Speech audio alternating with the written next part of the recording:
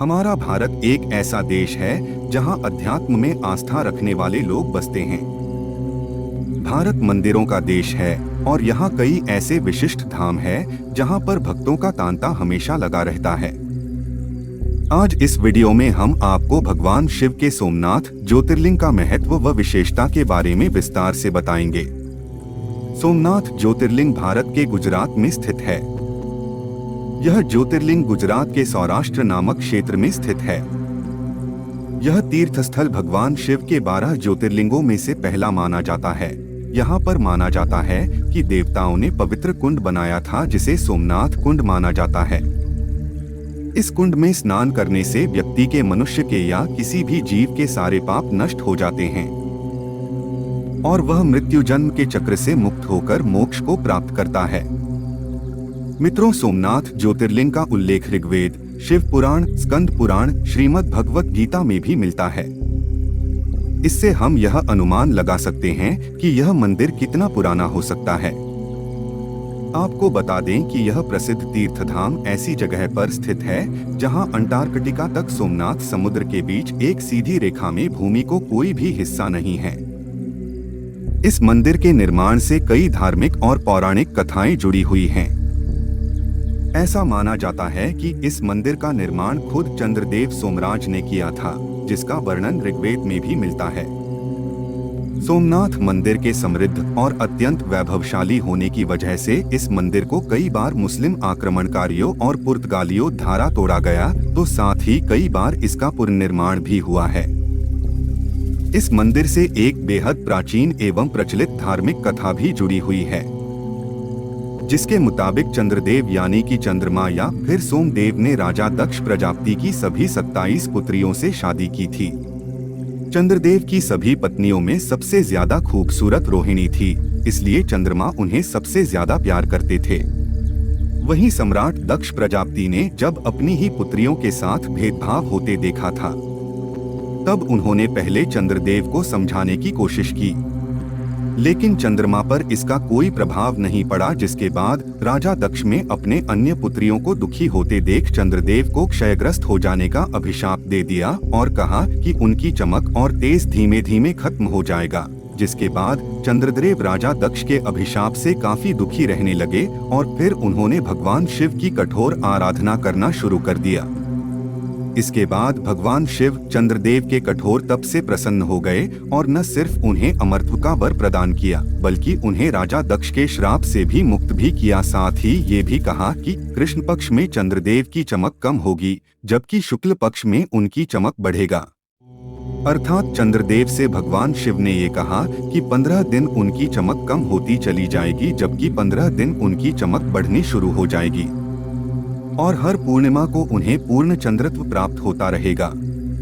राजा दक्ष के अभिशाप से मुक्त होकर चंद्रदेव ने भगवान शिव से माता पार्वती के साथ गुजरात के इस स्थान पर निवास करने की आराधना की, जिसके बाद भगवान शिव ने अपने प्रिय भक्त चंद्रदेव की आराधना को स्वीकार किया और वे ज्योतिर्लिंग के रूप में माता पार्वती के साथ यहाँ आकर रहने लगे। ऐसी मान्यता है कि भगवान शिव के इस प्रसिद्ध ज्योतिर्लिंग के दर्शन मात्र से ही भक्तों के सारे दुख दर्द दूर हो जाते हैं। इसके साथ ही अन्य लोक कथाओं के मुताबिक इसी पावन स्थान पर भालुका तीर्थ पर भगवान श्री कृष्ण आराम कर रहे थे। तभी एक शिकारी ने उन्हें पैर के तलवे में पदचिन्ह को हिरण की आंख समझकर धोखे से बाण चलाकर शिकार कर लिया, जिसके बाद भगवान श्री कृष्ण यहीं अपना देह त्याग कर बैकुंठ चले गए थे। इसलिए इस मंदिर के परिसर में श्री कृष्ण जी का बेहद आकर्षक और खूबसूरत मंदिर भी बना हुआ है। इस मंदिर की अनूठी वास्तुकला एवं शानदार बनावट लोगों को अपनी तरफ आकर्षित करती हैं। इस मंदिर के दक्षिण दिशा की तरफ आकर्षक खंभे बने हुए हैं, जो कि बाणास्तंभ कहलाते हैं। यह मंदिर करीब 10 किलोमीटर के विशाल क्षेत्रफल में फैला हुआ है, जिसमें करीब 42 मंदिर है। यहाँ पर 3 नदियाँ हिरण, सरस्वती और कपिला का अद्भुत संगम है, जहाँ भक्तजन आस्था की डुबकी लगाते हैं। इस मंदिर में पार्वती, लक्ष्मी, गंगा, सरस्वती और नंदी की मूर्तियाँ विराजित हैं। इस पवित्र तीर्थस्थल के ऊपरी भाग में शिवलिंग से ऊपर अहलेश्वर की बेहद सुंदर मूर्ति स्थापित है। सोमनाथ मंदिर से जुड़ी रोचक और दिलचस्प बातें। Facts about Somnath temple. भगवान शिव के इस मंदिर के शिखर की ऊंचाई 150 फीट है, जिस पर 10 टन वजनी कलश रखा है। सोमनाथ मंदिर की ध्वजा 27 फीट की है। इसी स्थान पर भगवान श्री कृष्ण ने अपना शरीर छोड़ा था। ऐसा कहा जाता है कि प्रसिद्ध स्यमंतक मणि शिवलिंग के खोखलेपन के भीतर सोमनाथ मंदिर में सुरक्षित रूप से छिपा हुआ है और यह भगवान कृष्ण से जुड़ा है। कहा जाता है कि इस पत्थर में सोना पैदा करने की क्षमता है और इसमें कीमिया और रेडियोधर्मी गुण हैं, जो इसके जमीन के ऊपर तैरने का कारण है। इस मंदिर के अत्यंत वैभवशाली और समृद्ध होने की वजह से इसे कई बार तोड़ा गया और इसका निर्माण किया गया। इतिहास में महमूद गजनवी द्वारा इस मंदिर पर लूटपाट की घटना काफी चर्चित है।